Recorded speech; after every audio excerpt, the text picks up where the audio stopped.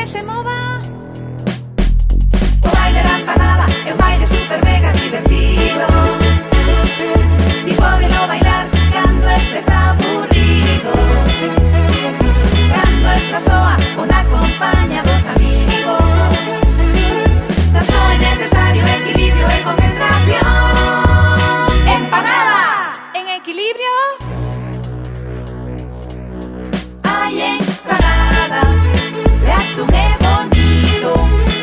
Hai ensalada de bacallau con pasas, pero a que máis nos gusta os piñeiriños. E empanada de berberechos, doce chourizo. Empanada Todos quedos. Que ninguén se mova. na na na na na na na. Na na na na na na na.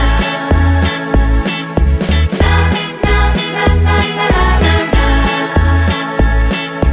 Na na na na na na.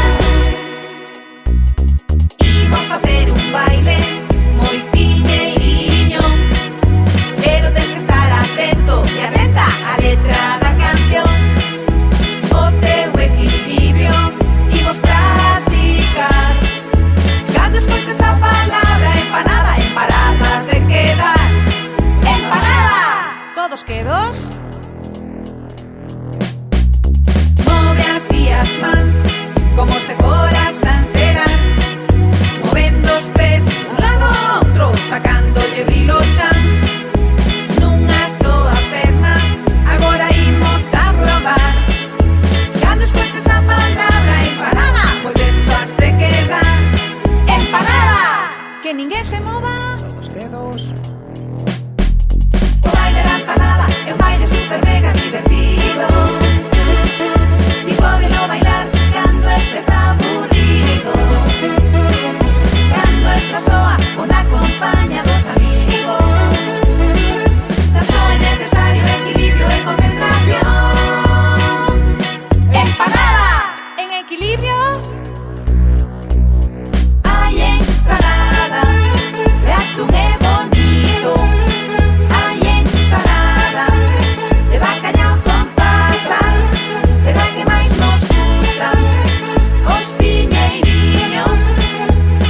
E empanada de berberechos, doce chourizo.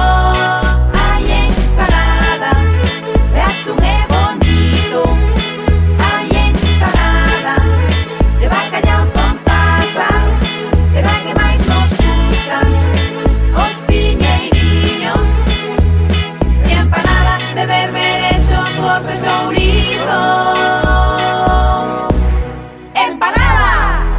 A mí me gusta mi empanada de chuva.